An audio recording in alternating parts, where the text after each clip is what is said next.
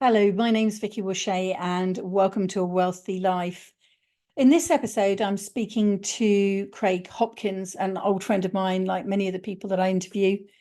Craig is going to share his journey from investing in property to becoming a property accountant. We're going to be talking about why money and managing your money is so important. And of course, that's one of my favorite things. The overall aim of this podcast and this whole series is to help you to imagine what it would be like if you never had to work another day just to pay the bills. Enjoy, and I'm sure you're going to get a lot out of it. Hello and welcome. And with me today is Craig Hopkins. Craig and I have known one another for years and years and years. In fact, we started out our journeys almost together at the same company, whose name we won't mention because they're one of the ones whose names we won't mention. We go our shady past. There That's we go. true, That's isn't a it? great way to start. A shady past. We have a shady past together. Not that our past was shady, but we accidentally ended up in the shade together. No, that's sounding worse, isn't it? I'll stop now. I'll stop. Let's go on.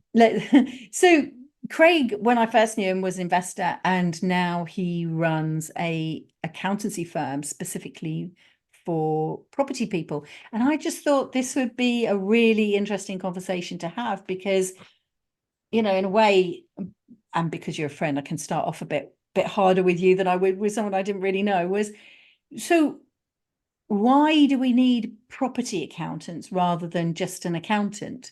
And then hopefully I'll come back round and remember to ask it how you started so that everybody else finds that out. Yeah. But let's just cut to the chase. Why do we need a property accountant? Isn't just somebody who's a qualified accountant good enough?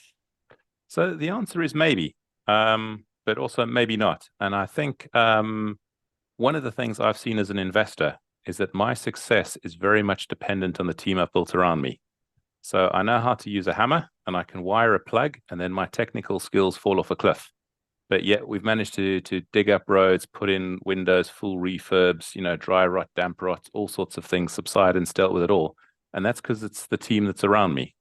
And I think particularly with Section 24 that's now come in, previously you could only ever get a mortgage in your own name. And so only investing in your own name was the only option. And now there is, with Section 24 and the finance restriction, companies are more complex to deal with, which is why they cost more.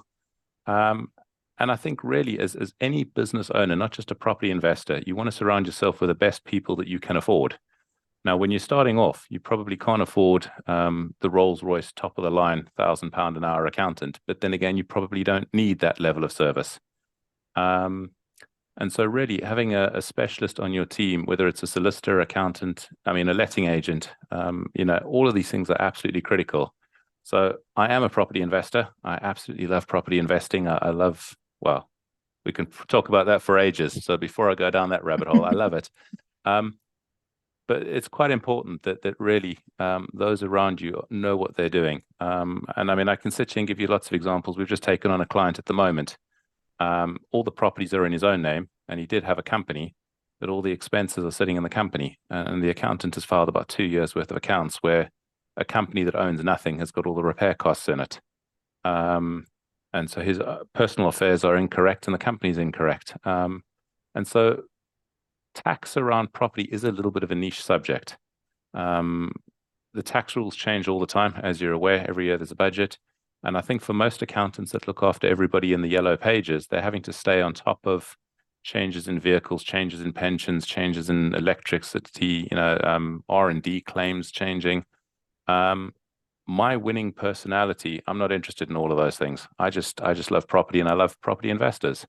So we niche and we focus in on that, and we stay abreast of everything that happens and is relevant to property investors. And I think what we've seen is a lot of accountants just struggling to keep on top of all the tax stuff because it is just so complex. And so we have seen changes. Yeah. Sorry, I absolutely, that bit that you said about having the team around you is so crucial. The number of times, and we could talk about this for hours, the number of people that we've met, particularly what we used to call like the old the older brigade that were from those days, years and years ago, before buy-to-let was a properly thing. They were the old landlords, and you could sort of see them there. We're in their 70s when we were first starting out, and they didn't really like their tenants because they self-managed. And when the tenant locked them out, it was them that they rang. And when the light bulb went out, it was them that had to go around with the ladder and the light bulb. And none of those people were happy, because what they were was the beck and call of their tenants, who didn't appreciate that this person was actually trying to retire and make the best of their money. And so it sort of never really worked. And when they started to use letting agents, you could see the joy that they got, because they got professionals on their side who were doing the work for them, that focused in on that. So, you know, that old adage, do what you're good at and then buy in the services of somebody else who is good at what they do to fill in the gaps around you. And, you know, if you were already an accountant, then doing property accounts would make sense to do your own accounts. I just spoke to a client just literally 2 calls before you, and she is an accountant. So maybe for her first property, she'll have a go on her own, or she'll set up her own limited company because she's done that before and she knows how to. But after that, once she gets to her second property, which will probably be within that first year, she'll have 2 properties, and she needs that level of help. But I think that notion of the team is so crucial. So were you, and I know the answer to this actually, so it's really silly to say, so did you have an accounts background before this? So the answer is yes. So what was your accounts background? What's my background? Yeah. I just make stuff up, Vicky. So as you can hear with a funny accent, originally from Cape Town, South Africa. So I qualified as an accountant over there. It almost went back further than that at university, where I did a commerce and accounting undergraduate. And that's when we looked at pensions. We had to do something as a final year kind of thesis topic. I looked at pensions, and I was just horrified at what I saw in the fees. And I thought, after working for 45 years, if this is what waits for me, these kind of returns based on the Johannesburg Stock Exchange, I thought I need another plan. And that's really a large extent where property got involved. I also did have a short-term bridging finance company that used residential property as security, and that's really how I paid for my university education. So I was involved with property from a relatively young age. And in fact, the first property I bought, I was 18, and you weren't allowed to buy a property at that age. You had to be 21. So it went in the secretary's, my business partner, his secretary, it went in her name. So I was involved with property there. And then was that out in South Africa? That was out in South Africa. Yeah. Wow. Bought a property for less than £1, basically. And I still managed to lose money. So there's another story in there. We'll save that one for sure. Lesson there. So we did that. And I was also involved in running block companies. Sectional title is what they're called here. You'd have the leasehold freeholder, and you'd have a leasehold company. And I ran those for fun and consulted to those. And I just loved property. And then here in the UK, I came over for one of the big 4 accounting firms in their real estate division. So the Shard in London was one of my first clients when I arrived here. Wow. And they'd spent about £20 million. All they could show me was a cardboard model on the boardroom table and lots of invoices and expenses. And they still didn't even own all the land to build it on. So that was my experience there. I only survived 18 months with the big firm before I lost the will to live a bit, and got involved with property here. But I was, as I said, qualified in South Africa. And because we were quite at the forefront of adopting international accounting standards, and when I came over, there was a big shift from local accounting to international accounting. South African chartered accountants were quite in demand. Came over, enjoyed it, thought the UK was paved with gold, so never left. Absolutely loved it. Have you found the gold yet? Vicky, I did. I found it, and it's interesting because I talked to some of the local guys that I worked with, and they complained about the weather and about the public transport and all sorts of things. And coming from Africa, there isn't public transport, so if it's running late, it doesn't matter. It runs and it's there. We had 4 banks in South Africa. So when you went to go and get a buy-to-let mortgage, you could choose which one of the 4 banks you're going to get screwed by. I mean, here there were just thousands of products. We don't have social housing. We don't really have the HMO strategy. Coming here with foreigners' eyes, I just thought they're just massive opportunities, and that's what prompted me to stick around. And whatever it is, 16 years later, I'm still here. You're a rare breed to come here as a South African and stick it out, because you're right. All they do is moan about bits, which is quite so funny. Yeah. You know, they moan about the weather being wet, but you've got droughts over there. So wouldn't you like some of our rain? It's just, Yeah. it's funny. So to see it a different way and to see it as an opportunity, I think is maybe one of the keys that has helped you, I don't know, navigate and stay for so long. I think if anybody's in any doubt, just pack your passport to Africa, or I suppose there are a lot of, South America. And I mean, you've got a stable banking environment here. You might not like the politicians and, but they're more or less stable, more or less, I guess. But the banking systems here, you've got the lenders, the opportunity, the depth of market, the legislation in place. So that there's so many ticks and so many options available. And if you pick up the right strategies in the right areas, definitely paved with gold. So I'm still, all these years later, still excited, still optimistic, and still very grateful and blessed to be here, and very lucky. So yeah, it's awesome. So you started out with HMOs, didn't you? Right from the get-go. You remember that? Yes. Glutton Greedy for little punishment. bastard. Yeah. I started out with buy-to-lets. We wanted to do HMOs, but I think because we went to Liverpool and it was quite a cabal up there, start to notice when you look on Rightmove, because you do the rental research as well, that every rental property looked the same. And I was thinking, that's a bit odd. Is that because this is what the tenants want? And then I clocked. Sometimes it's just the same photo they're using, but actually it's the same bunch of people renting out their properties, and they've got this whole system. The sofa's always this color, the walls always that color, and that makes, that's your economies of scale in the background. But it also meant that they had got the machine going. They'd got the relationship with the university. If you weren't on the university's list, you weren't recommended to the tenants in year one, and then you didn't get that chance to have them for the full 3 years. So there was quite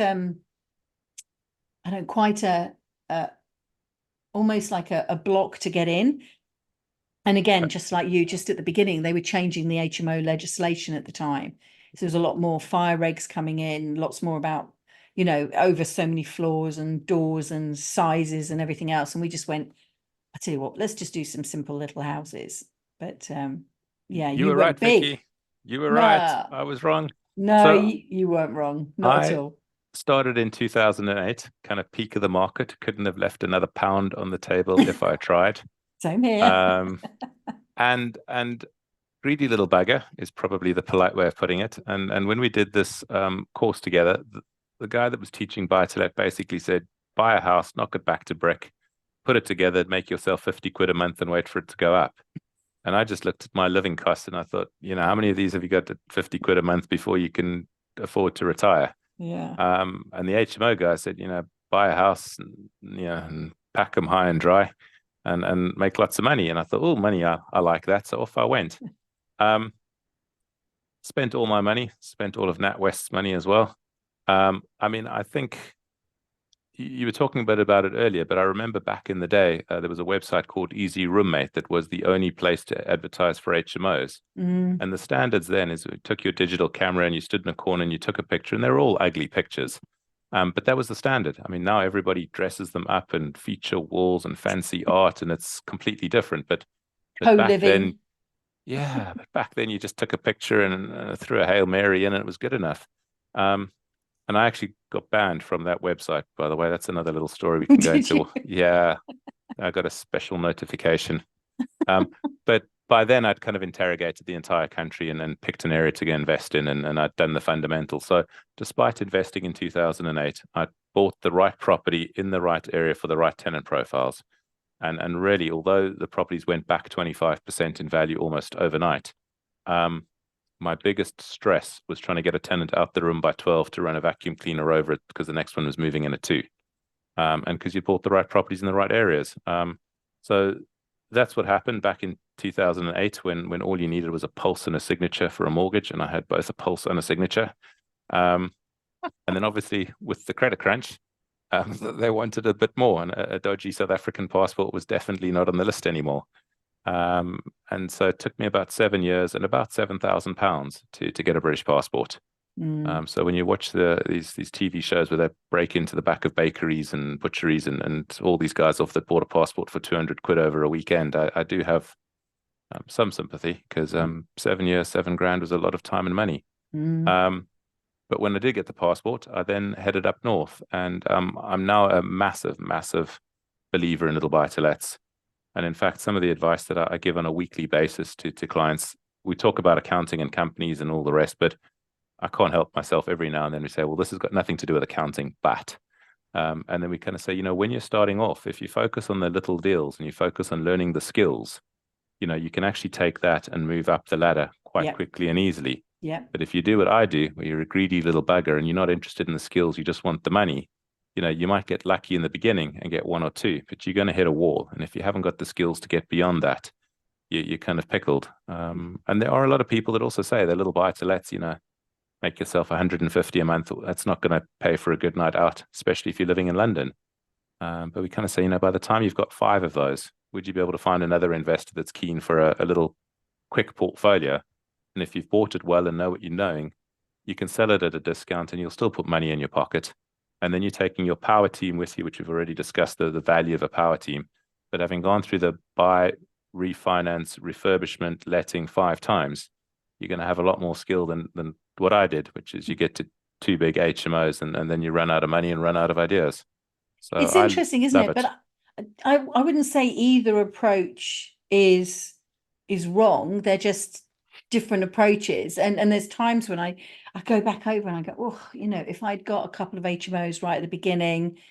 But I think you're absolutely right. What I do with all of my clients now is say, you're not going to be doing this forever, but start with the little houses. Let's just get 1 house, then see how you cope with 2 houses and then maybe 3 houses. And if you're really good at admin and you take on board how easy it is to manage the letting agent and you build that relationship, that's back to the team again, so that you can still focus on either the job or the business that makes the bulk of the cash that enables you to then go on and invest, or your job or your business and your social life, whatever the reason is that you want the extra income.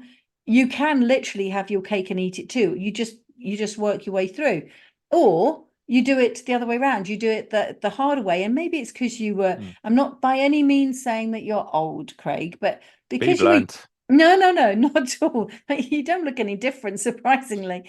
It's that bit of, you had the courage, you had the power, that English phrase, you had the balls to sort of go for it, the gumption to go for it.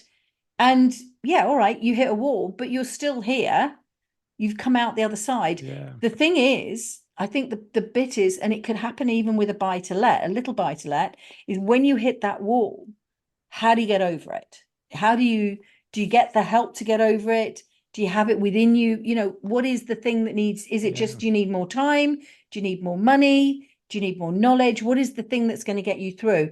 And with potentially, not always, but potentially with smaller houses come smaller problems, with particularly now the legislation, the bigger properties, the HMO styles, houses of multiple occupancy problems, come with a lot more legislation and a lot bigger problems. Absolutely. Vicky, you said something right at the beginning there about it's neither wrong nor right. And again, you've probably got a similar system. I've got an acronym called NEXT, spelled very badly. But what it really means is that property is so diverse and there's so many options that I think one of the keys to success is finding where your personality is aligned with it. And the next acronym I've got is what's your network like? Because, number of people and builders for raising finance, all sorts of things. What's your experience? What's your capital? How much money have you got? And how much time have you got? And then the last one's your location. So, there are certain people that have got lots of capital but no time. And there are other people that got lots of time but no capital. There's some people that are down south in London that'll take you 5 hours before you get to any place where there's a cheap, affordable property. And there are other people living outside of the southeast where they've cheap, affordable stuff on their doorstep. I do know landlords that one of them doesn't like people, so he will only generally buy at auction, and he will only ever generally put it on contracts. So he's not having to deal with letting agents or tenants. I know another guy that looks like a tenant on benefits. You ever saw him so laid back and casual? And if you knew the size of his portfolio, you'd probably see why he was laid back and casual. But he loves talking to tenants and he loves the people. So he keeps buying irrespective. And so there are all sorts of strategies. I mean, I couldn't decorate a house if you tried with the HMOs with feature walls. I mean, I'd destroy it. But there are people that have an eye for that type of thing. And so they like those projects and they like the staging, and whether that's to stage for a tenant or stage for a flip. My personality, I'm a squirrel. I like to kind of collect my little nuts and bury them. So I like my little buy-to-lets that I buy and hang on to. But I do know others get quite excited by chunks of cash, where they'll buy something, try and fix it up and sell it. And they get this chunk of cash which they can live off and spend. Now, my personality, I would say every time I spend it, it freaks me out because I'm not sure I'm going to have to work hard to replace it again. Yeah. I prefer the little constant drip coming through. So I think if you look at that, network experience, time, capital, and location, you'll find something that's aligned with your personality. And that's where success is going to lie. And the other little point I was just going to mention, you said get them to try one property, get them to try two. One of the things that I did that I thought was normal, but it turns out that nobody does it, is when you buy a property, you put together a feedback sheet. What are your assumptions for what are you paying for it? What are you going to rent it for? How long will it take? What's it going to value up at, and all the rest? Because by the time you got an offer accepted, you're going to twiddle your thumbs for at least 3 or 4 months with solicitors and valuers and mortgages. And then you get it, and then you got to get a builder on site. And by the time he's finished, you can only start the refinance process 6 months later, and then you whittle through another 3 or 4 months. So from offer accepted to refinanced, you will sail through a year quite comfortably. And if you're looking at a large volume of properties, which we do, they all blend into each other anyway. You have no idea what your assumptions were. But by actually keeping a record of, crystal ball, what do you think, what do you assume? You can then go back and you can then get a nice feedback loop. And doing that also changed how I offer, how I negotiate some of my assumptions. And over a number of properties, the benefit from that was also quite significant. So, just another one of my little systems that I had. Sounds like a nice little Excel spreadsheet to me, and I do love an Excel spreadsheet. Just a Word document with waffle on it. Oh, no. This is what I think, and this is what it's going to be, and this is how long it'll take. And why use Word when you can make an Excel spreadsheet? That's what I want to know. You're an accountant. You should be there with Excel. Yeah, I do. I am. I enjoy Excel. I love it Excel, for everything. Any opportunity to create a table into Excel, even if it's words that I can't possibly add up, I would still have them in a table in Excel. Just go for it. Yeah, I approve. Just go for it. Absolutely. No, I love the next idea. I love that idea of, the personality is really what it is. And I think that, a lot of the conversation I've been doing with some women that I've been speaking to on another show is understanding your values, what's important to you. And from that, what do you want in life? And really that is talking about your personality, isn't it? What's important to me and how do I want to live? Do I have the time to do this? Do I have the money to do it? Do I have the knowledge to do it? And do I really want to get involved? There are quite a lot of people that see the benefit. And I refer to my buy-to-lets as little brick banks. Each one is a little brick bank account, and you're just plopping the money in that brick account. And then, all of them are wrapped up into your limited company account. And if you don't need the money, you just drop the money in the bank accounts, drop the money in the brick bank accounts, and just let it sit there. And it's accruing capital, and we can never predict how that works. I mean, some of them just go crazy every so often, and then they just go quiet for a bit, and then they go crazy for a bit. And, it's either a little bit of a rumor or, the pandemic, everybody moved out of flats and wanted houses. Everybody went from this area to that area, and everybody went to Cornwall. Then a year later, they're all desperate trying to get back to London again because they realize, not that's unfair to say there's no social life, but there's not the same sort of social life that they wanted down there. And there's not the easy access that there is in London. So you've got to align yourself with all that you do. And I think if we were to get into the gory details of your circumstances when you started out versus mine, I know that, I got 2 young kids. You hadn't started your family. There's an age gap between. You'd never know it if you saw us on Facebook, of course, or on YouTube. I look like Vicky's dad. There we go. Oh, well, listen, we can just stop the podcast there and I'll take that as a win. Thank you very much. And on a high, there we go. Yeah, absolutely. Totally not true though, Craig. But anyway, I think it's about the circumstances that you're in. And I think what I'd like to loop back round to is just some of the bits we were talking right at the beginning. I got completely sidetracked with the fact that you think you look like my dad. Concentrate, Vicky. So the bit for me is these almost like horror stories, and I think we've spoken before about horror stories, and let's do a proper horror story podcast episode. We'll record that.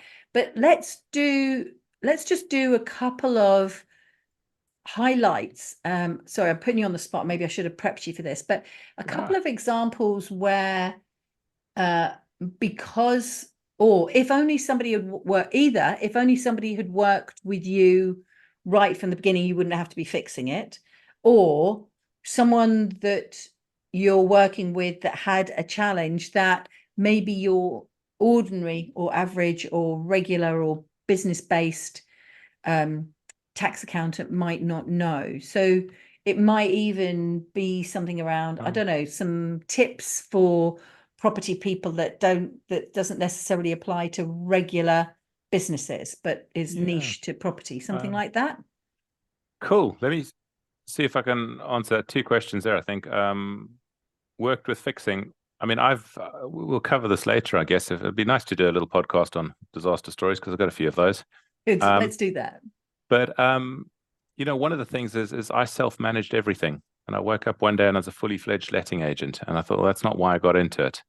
And I tried to save money by saving the letting agent fees, and I thought I could do a better job by getting tenants to kind of do a little bit of a top up and getting better rent.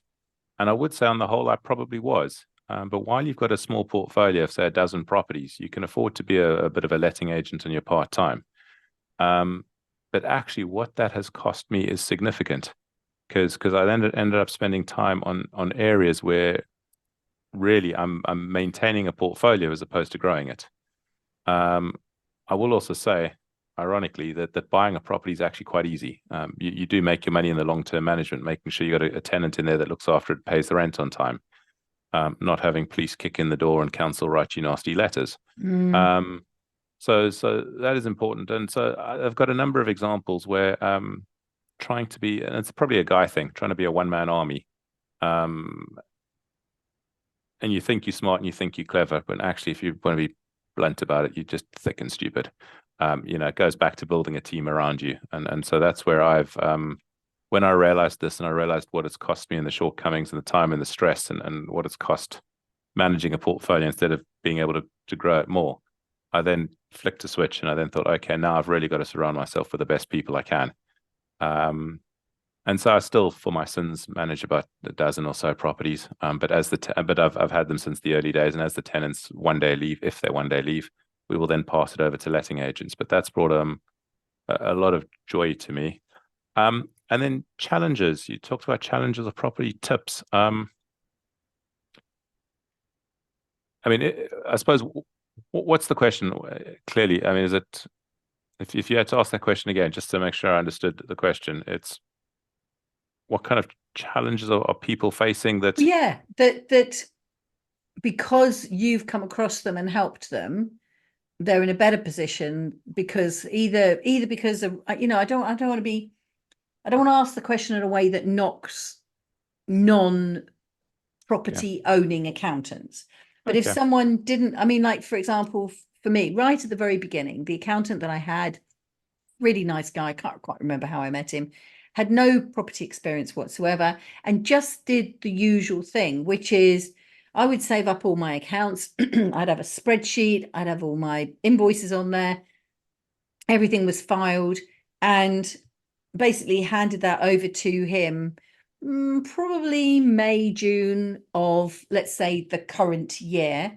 And then I'd get a fevered phone call in January going, I need you to read this. I need you to check that this is right. And what he was asking about was stuff that had happened, like 18 months before. And then when I did get the paperwork from him, I'm finding like the repairs for number one, the street are, or twice you've been charged for the same thing, or the rent was missing here, or I don't know, just things that were so old that it was really difficult to go back and to be able to fix them. And then when I've changed that, so I've now got someone who is involved on a day-to-day basis. They're more than a bookkeeper because they've been with me for years, so they understand the portfolio. They are not only checking that the rent comes in, they're not only recording the accounts so that I can send them over to the accountant, but what they're also doing is they're looking at, hang on a second, you're getting this repair in. That's twice you've had that boiler checked in the last year, and then flagging it up so that I can then ask that question. Well, hold on a second. Do we really want to repair that, or is it time? Is it had a finish and it's time to replace? Although my letting agent's pretty good and my maintenance guy is pretty good, and they usually say it to me before I could say it to them. But the system is there so that if they don't say it, I'm double checking it too. Okay. I mean, Vicky, that's another whole podcast in itself there. I can talk for ages, but let me just touch on one or two little things and then hopefully we'll answer that. But yeah, I think the one thing, when we take on clients, every one of them is an individual and they're all at different spaces. And where they're a real shoebox mess, we don't try and turn them into a superhero overnight because it's too stressful. They've just got to move too far in their journey. So on our worst case scenarios, we say that we're on a 3-year journey here, and every year we're going to wrap you over the knuckles for your biggest offense, and we're going to get that corrected, and so that over time we're going to have almost nothing to wrap you over the knuckles, or they're all going to be real value adds, bonuses, as opposed to kind of fundamentals, got to get it right. And so there are a host of different things. One of them is cash flow management, and cash flow management, there's lots to talk about. But when you've got 1 or 2 or 3 properties, you know in your head whether the rents are in and what's going on. As your portfolio builds up, clients don't have a clue what's going on. By the time they get to 8 properties, you can toss a coin and it's about as accurate as they guess as to what's going on in the portfolio. So one is we want to build in bookkeeping that is really relevant for management accounts purposes, that you can understand what's going on. And really cash flow management. So having all of your mortgages go out on the same day, for example, means that, and mine happens to be the 10th of the month. I would go to last month and look at what my bank balance was on the 9th, look at what was on the 11th, see how many thousands disappeared in 2 days. And then this month, I will know what my bank balance has got to be in order to compensate for that. Whereas clients with a portfolio, and they've got mortgages going out whenever they purchased it and refinanced it, you're always having to hold some money in your bank account because, some of them will be big mortgages, some will be small mortgages. You don't ever want to go overdrawn and have it declined and bounced. So you're now keeping surplus cash in your account because you're not quite sure. Then a boiler comes through, and today I was a proud owner of another boiler. So a boiler repair comes through and you say, well, have I got enough money to pay that and the stuff? So, and the mortgages when they come to you. So having all of your expenses go out on one day is a real help in terms of cash flow management. Similarly, all your annual payments, your professional memberships, your insurance contracts. I've just renewed my insurance just before we broke up for Easter. Delighted, saved a couple £1,000 compared to last year. But those are an annual cost. I know 1st of April is always a rubbish day because that's when all my annual costs go out. So I feel a bit skint sitting here early April. But it helps manage the portfolio and brings a degree of calm. So there are things like that. Simplifying the admin too, isn't it? It is. I mean, it's funny you say that your experience with your accountant is typical, where you give them, the client's more proactive than the accountant. You give them something, it sits there in a bloody vault, getting cobwebs, dust, and rust on it. And then a week before deadlines, it's all stations panic. Yeah. I think I'm OCD. My wife has a real laugh at that because she thinks, leaving coffee cups everywhere, there's no way I'm OCD, but I still maintain I am. And I will say that, now tonight, we're sending out all our emails to clients that had a 31st of March year end. And we call it our happy birthday email. And we say, while it's fresh in your mind, fill in our little checklist, which is A to Z. So we don't, just cross out stuff that's not applicable, but at least we're asking the questions. B, what are your properties worth? Because today you're going to know what they're worth. When we ask you in 9 months' time, you're not really going to remember, especially if they're partway through a refurbishment or tenants trashed something or hasn't paid. So while it's fresh in your mind, give us a value. Give us your bank statements now, because we have had clients before that kind of by the time they wake up says, oh, my bank can't go that far back. Yeah. So, give us your bank statement. So our little happy birthday email says, while it's fresh in your mind, do everything now. Every year, for the self-assessment, the clients. I bang on the pot and say, give us your stuff. And I don't get quite around to ranting and raving and swearing at them, but we get quite animated. Give us your stuff on time. Because every year I know at least one client will come to us and say, I had an offer, it was dead, I thought it was gone. The sale's fallen through, the vendors come back. He says, I can have it at my price as long as I can move quickly. Can I please have my tax overview? And that's when we want to either laugh or cry and say, well, all those emails we sent you, we can't give you a tax overview because we haven't got a tax return, and we haven't got that because you haven't given us anything yet. You've just ignored us for 7 or 8 months. Yeah. And so every year we have a client that loses a deal because they're not organized. And to think that you put all this effort and work into building relationships, marketing, following up, going in the database, and then your admin lets you down. I mean, it's just painful. But I think it's sometimes it's because people don't see the value in this. And actually, it's so simple. I mean, I love a bit of a Dropbox. You know, if you have a Dropbox folder and basically every month you just drop in another copy of the bank account, or you drop in this, or you drop in that, you can just pick these things up and drop them in. I mean, years ago, like when we started, everything was paper-based. The lever arch files, I just took probably 100 lever arch files down to the local library where they have some sort of lever arch swap thing going on for the students. But you know, I was hole punching things. And you remember those tab dividers, and then you'd be writing like January and try and fit the date in, and folding everything, and then plastic sleeves. Because in the end, I got the first system I had was I would staple everything to a piece of paper. Yeah. And then I realized I'm wasting staples and paper. So then I started buying the plastic sleeves and dropping them in. But you got to make sure that you never pick the folder up the wrong way around, otherwise they all fall out. You know, just drag and drop. Hard work. It was drag and drop it into a folder now that's on your computer is so easy that there's almost no excuse for not being able to do this stuff. Even if you don't like it, do it as we go. I mean, I've literally been saying the same thing to a client at the moment. We're getting ready to do her a mortgage. Let's just get all of this stuff lined up ready now so that you've got everything. I'm too embarrassed to swing my camera, but I got about 23 files on the top shelf there, which are still old things, all old paper based. And then I've got more files in the other room. I've got, I don't know, a dozen bank statement files. It's just buried under paperwork. Vicky, I think you're right. It was hard work. It is a lot easier. There's technology that does a lot of things. The only caveat I'd say, and again, I spend a lot of my time thinking worst case scenario, is we have seen people put stuff on a computer only for the computer to fail, or an account get wiped out, or things get deleted. So I think nothing's going to be 100% perfect. I do like a degree of redundancy. Okay, so there you go. That's what that is down there, that shelf down there. So everything is in the cloud, replicated on my computer, which means it's replicated on every device. And then on top of that, every quarter, I back it up onto an external drive. Is that a good level of redundancy? Yeah, it's better than most. So that's good. But you know, it's a piece of string, and it's one of the things I've had to do as a business owner, spend a lot of time about data protection. GDPR, yes, it's a statement out there. If we're honest, nobody cares about GDPR, but I do care about our clients and making sure that we do a good job in terms of our kind of code of conduct and ethics and stuff. And I think our biggest risk is probably going to be around data retention. You know, people are on Xero, and if Xero ever has a hack, in the fine print, it does say that they only provide the platform. You're responsible for your data. So, you know, nobody knows about that. Nobody cares about it. While I think, you know, Warren Buffett, I think, you know, nobody knows who's swimming naked until the tide goes out. Yes. And right now, everybody is fine. But if there is ever a Xero, Sage, QuickBooks, any one of these that went down, and you then found businesses couldn't operate for, you know, 2 weeks, you know, you would then kind of really see how important some of these things are.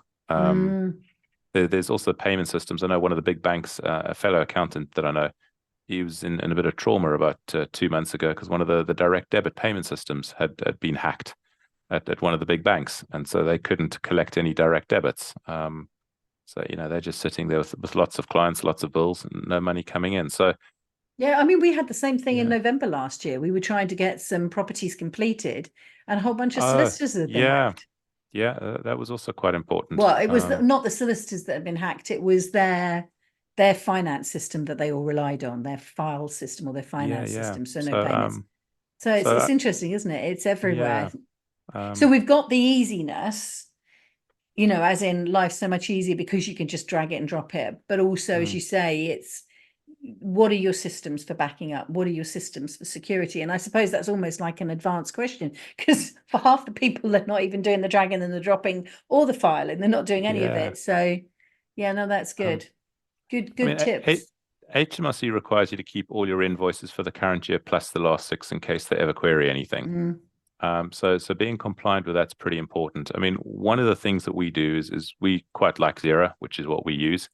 But we also use some other software that sits on top of that, so that there's 2 systems with all your expenses. So if the one ever gets hacked, you've got the other one. Xero, again, have also got a sneaky thing where if you ever did get an audit and you wanted to pull your invoices out, you'd have to sit there one by one and pull them out. It's another way of kind of grabbing you by the short and curlies to make sure you don't leave them, is they make it quite difficult for you to leave. So having different systems really gives me a little bit of a degree of comfort. But yeah, that, folks, is what you get by having somebody who is a property.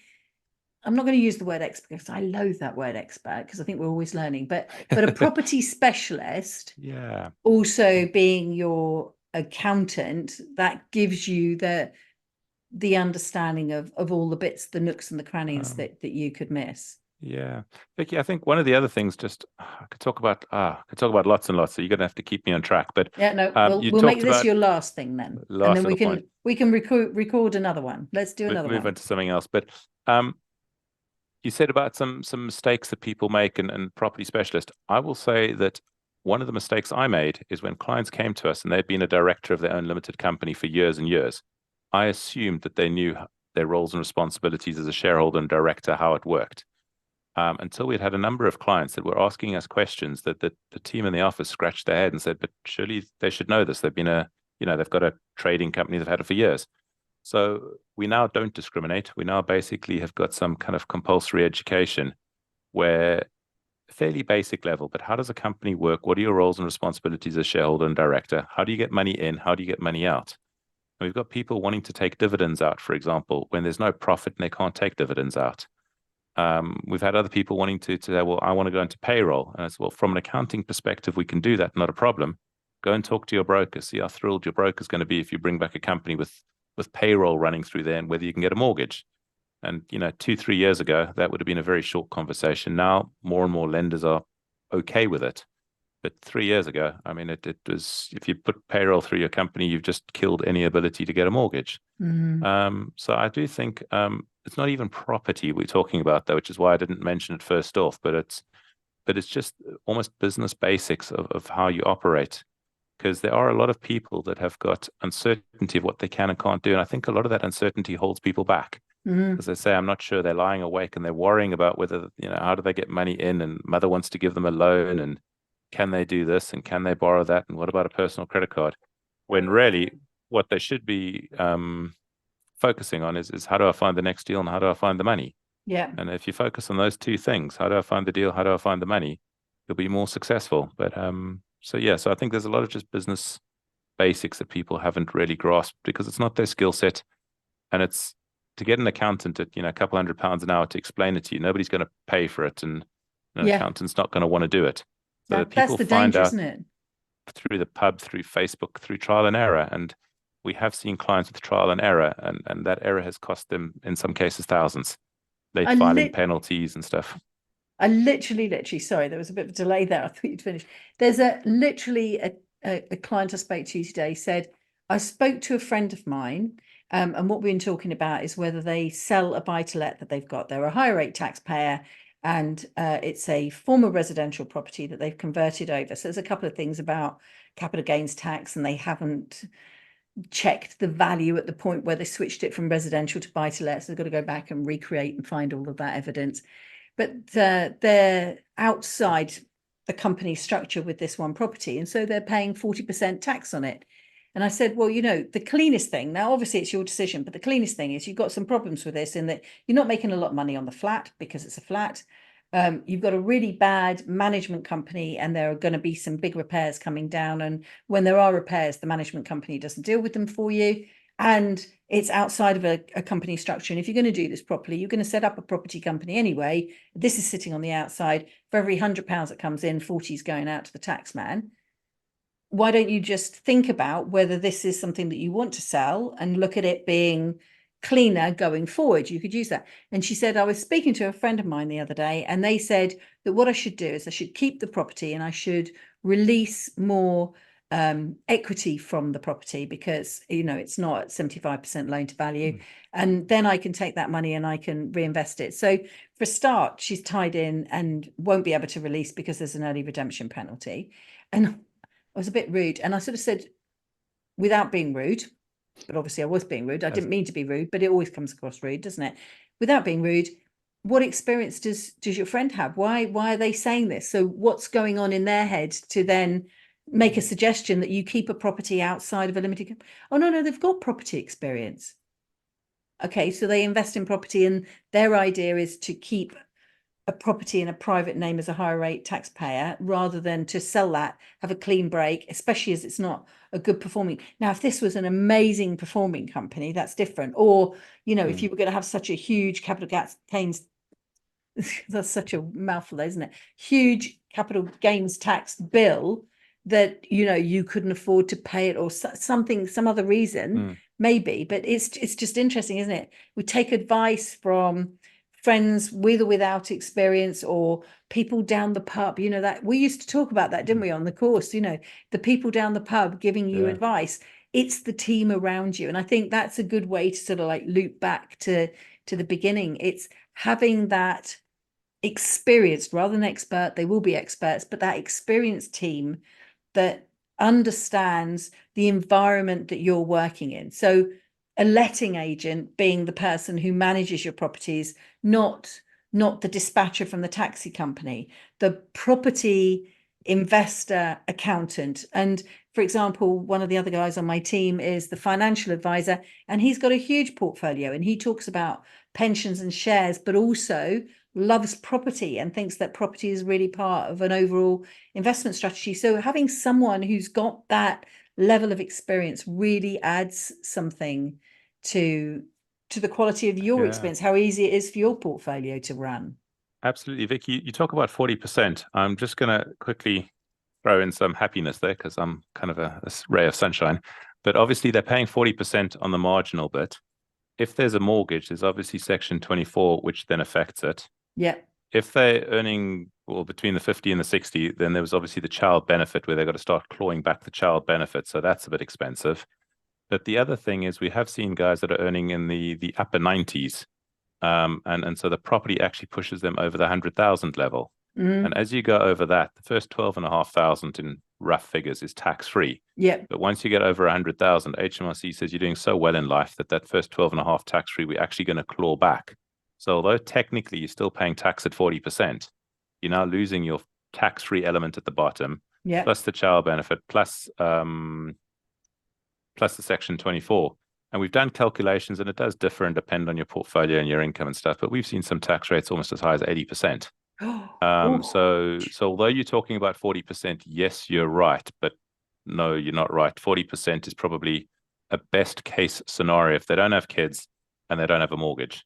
Yeah. And the moment you put a mortgage on, or the income goes over 100, it can just skyrocket. The other thing with Section 24, they obviously brought it in for those that have been around for a while. They brought it in over 4 years, so it got phased in. They also brought it in when Bank of England had about the lowest rates in 300 odd years. So when they phase in something that's, very, very small, it doesn't really hurt. With interest rates having shot up and now come back down a little bit, it does hurt a lot. And it also affects student loans for those that have got a student loan repayment. So actually, if interest rates did happen to go up again, that decision of just keep it and refinance it could be very expensive, especially if it's not a fantastic asset. And then the other thing we've seen is some people have done that, and now they've come to the conclusion where actually they've just got to get rid of it. They're just getting eaten alive. Yeah. And when you do kind of back of a packet calculation of what the capital gains tax is, because they've kept refinancing it, they're actually, if they sell it, there isn't almost enough money to pay the capital gains tax and the mortgage. So now they're trapped in. Yes. And obviously, it's interesting, isn't it? Yeah. And as you get older in life, you probably want to start Paying down. ensuring your loan to value gets closer to zero so that you've got less exposure to interest rate risk. Yeah. And whether that's the property having gone up and you're not refinancing, or whether you've paid off towards it. Yes. Yeah.